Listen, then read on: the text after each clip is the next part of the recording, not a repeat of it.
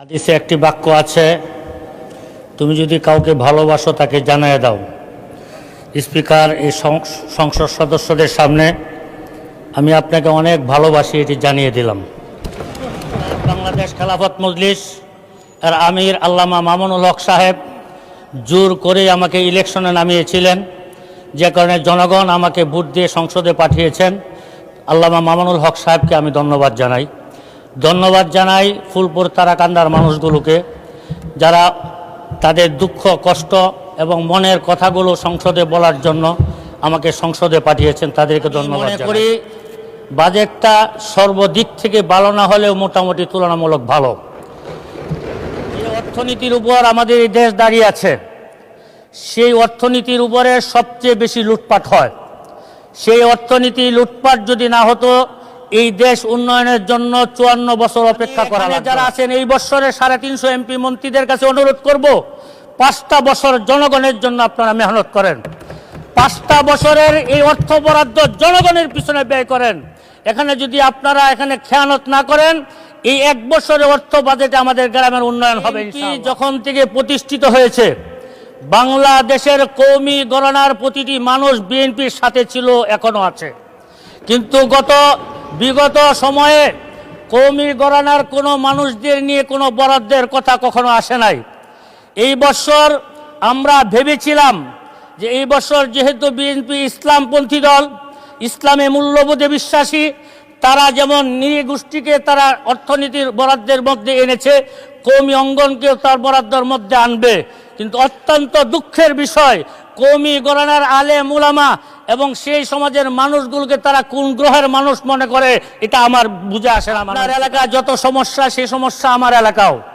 লক্ষ লক্ষ মানুষের শুধু একটাই ফোন আসে, এই বৃষ্টির দিন মানুষ কোথাও চলাচল করতে পারে না। প্রতিটা রাস্তাঘাটে হাঁটু পানি পর্যন্ত জমে যায়, রিক্সা উল্টে অনেক মানুষ অ্যাক্সিডেন্ট। অর্থনীতিকে আগে আনতে হলে রাস্তাঘাটের উন্নয়ন লাগবে। এই রাস্তাঘাটে আমার এলাকায় প্রায় 2 থানায় প্রায় 400 কিলোমিটার রাস্তা কাঁচা, যতটুকু পাকা আছে ওইটুকু অচলযোগ্য।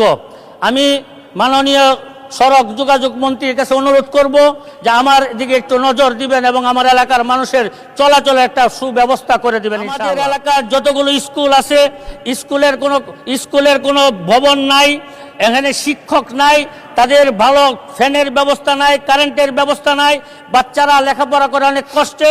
আপনি একটু শিক্ষা খাতে যেমন বড় বরাদ্দ পেয়েছেন, এই বরাদ্দটা যেন সুষম বন্টন হয়, আমার এলাকায় যেন আমি আমার প্রাপ্য অনুযায়ী যেন আমি পাই। এলাকার উন্নয়নে আমি 2টা থানা, একটা পৌরসভা আছে, পৌরসভা ইউনিয়নের মতো কোনো উন্নয়ন নাই, রাস্তাঘাট নাই, ড্রেনেজ নাই।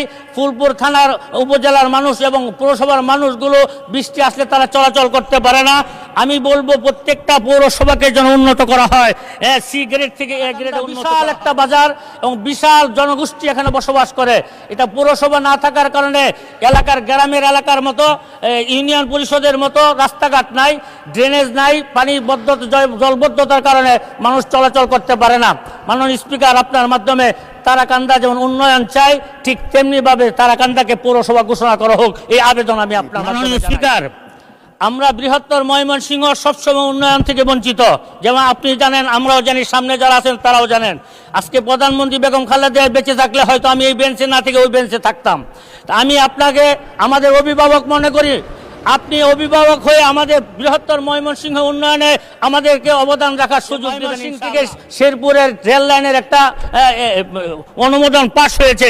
আমি আপনার মাধ্যমে রেলমন্ত্রীর কাছে অনুরোধ করব, এই রাস্তাটা যেন জামালপুর থেকে শেরপুর না হয়ে ময়মনসিংহ, তারাকান্দা, ফুলপুর, হালুয়াঘাট হয়ে শেরপুর হয়, তাহলে লক্ষ লক্ষ মানুষের উপকার হবে।